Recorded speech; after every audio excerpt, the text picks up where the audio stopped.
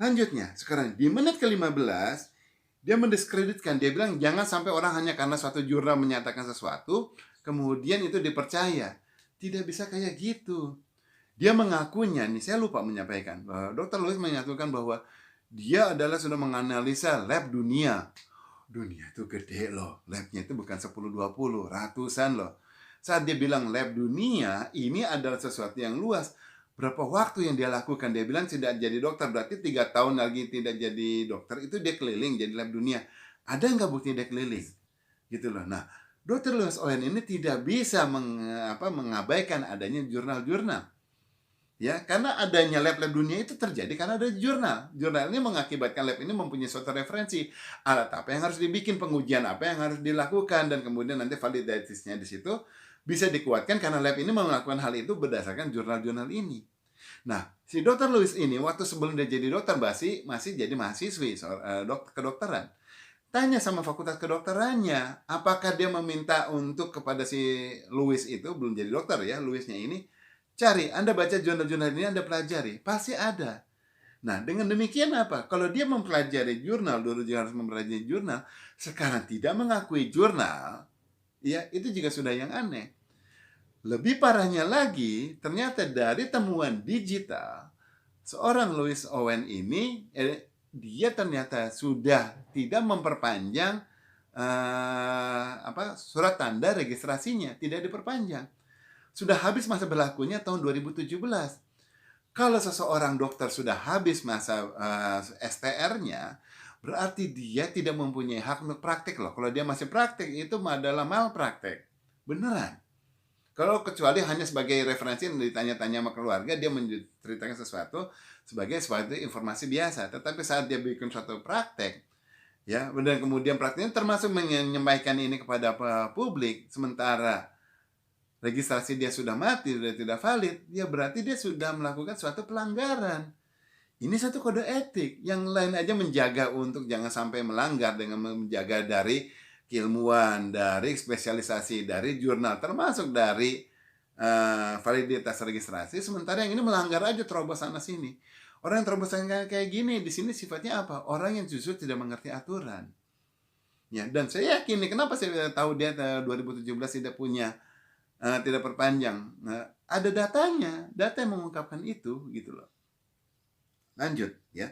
Di menit ke-16 sampai 17 ya, dia menyampaikan bahwa degeneralisir penurunan saturasi itu dikarenakan oleh obat ya, dan mereka yang dianggap di rumah mengalami degenerasi kemudian saturasinya turun itu adalah karena mereka yang komorbid.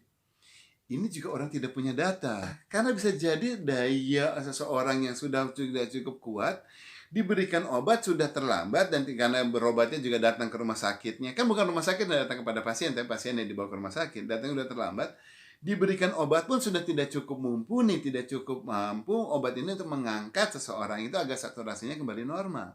Akhirnya tidak tertolong, bukan karena obatnya, tetapi karena sudah terlalu parah, terlalu kritis. Ya, kalau dibuktikan memang ada obat-obatnya, mau dibilang lebih dari 6 ya ada lebih dari 6, tetapi kan ini obat-obat yang diberikan untuk membantu, bukan mengakibatkan orang yang kritisnya semakin parah.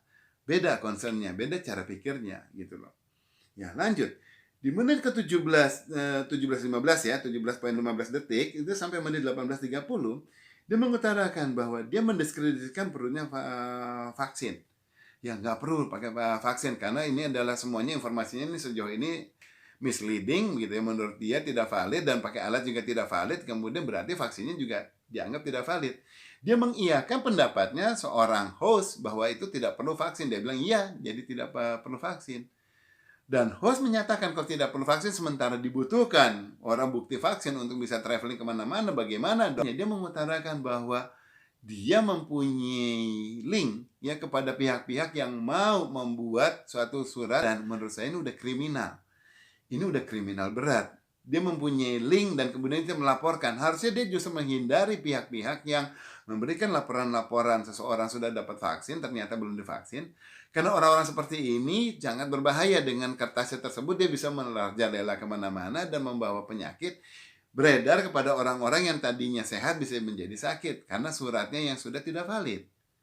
Ya, berbahaya sekali Dr. Owen di sini kalau dibiarkan gitu loh. Ya, maksudnya dalam arti jangan sampai dia melakukan ini. Dan kalau dia bilang sudah punya link, harusnya dia nanti diungkapkan. Ya, dicari tahu link dia di mana saja. Nah, pelaku-pelaku pembuat vaksin, surat vaksin gadungan ini harus semuanya ditindak. Jangan sampai nanti ada korban-korban yang lain karena ada pihak-pihak yang merasa butuh jasa orang pembuat informasi vaksin palsu ini, sehingga jadinya lebih banyak korban, bukan teratasi. Oke. Saya lanjut. Di menit ke-19 sampai 20 diutarakan bahwa anosmia itu disebabkan oleh kekurangan vitamin B, bukan oleh si coronanya. Oke. Nah, kalau kita bilang seperti itu, berarti siapapun kekurangan vitamin B itu akan mengalami anosmia menurut analisanya dia. Ya. Sementara saya kan penyintas COVID, ya. Dan saya saat yang mengalami itu juga setelah beberapa saat di situ kemudian yang indikasinya apa? Saya tidak bisa merasakan dan tidak bisa mencium bau-bauan. Saya mengalami anosmia dan anosmia saya cukup berat. Bahkan saya tidak bisa menyium sabun selama 2 minggu, tidak bisa menyium parfum selama 3 minggu, tidak bisa menyium makanan selama 3 minggu lebih. Bahkan saya tidak bisa menyium, kentut saya sendiri, gas saya sendiri selama 2 bulan.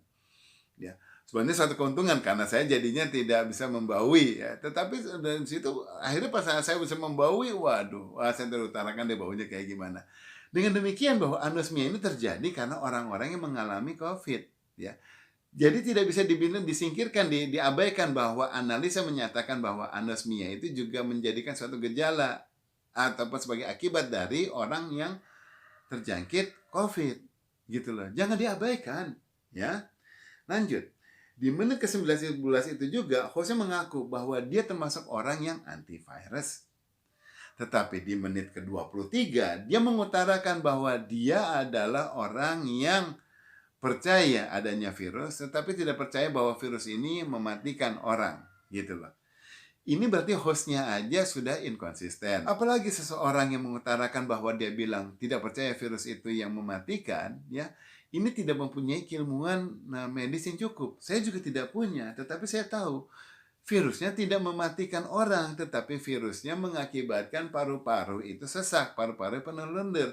Paru-paru tidak berfungsi maksimal. Kalau tidak berfungsi maksimal, menapasnya berkurang. Kalau menapasnya berkurang, saturasi berkurang, oksigen berkurang ke seluruh tubuh. Dan orang kurang napas, kurang apa, lama-lama apa? Meninggal. Pemikiran yang kayak gitu itu tidak sampai ke orang-orang yang kayak yang host yang kayak gini. Kenapa? Karena tidak didasari dasar medis ataupun kemudian karena tadi ada kepentingan yang lebih mau mengungkapkan, mengangkat bahwa jangan sampai ada vaksin, jangan sampai percaya adanya virus, tidak perlu pakai masker, ya, semuanya anti terhadap sesuatu yang kita bilang sudah harusnya menjadi suatu pembiasaan dan kebiasaan kita sehari-hari.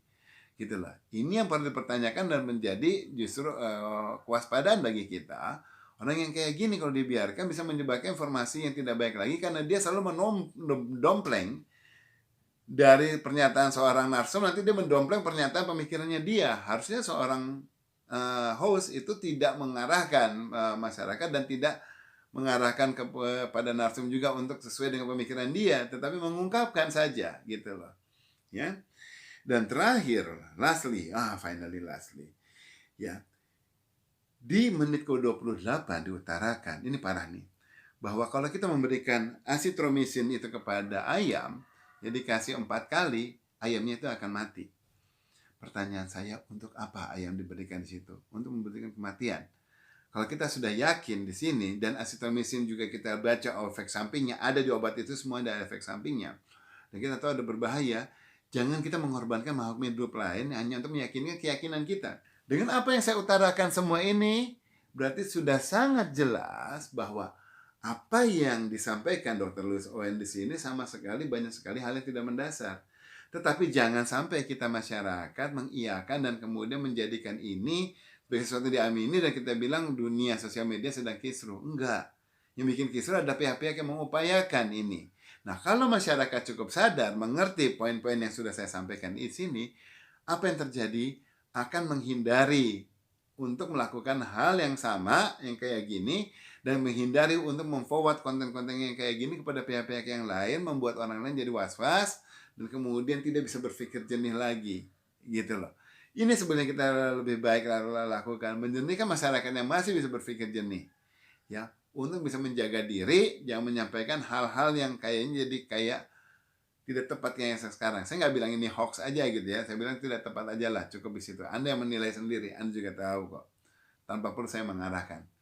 Oke, semoga manfaat, semoga apa yang saya sampaikan di sini itu memang banyak kebenarannya. Kalau ada kesalahannya dan mungkin banyak kesalahannya, tolong saya diberitahu. Oke, ya. Selanjutnya saya mohon diri, ya, wabillahi taufiq wa hidayah. Abah mohon pamit. Salam hangat, jabat erat. Wassalamualaikum warahmatullahi wabarakatuh.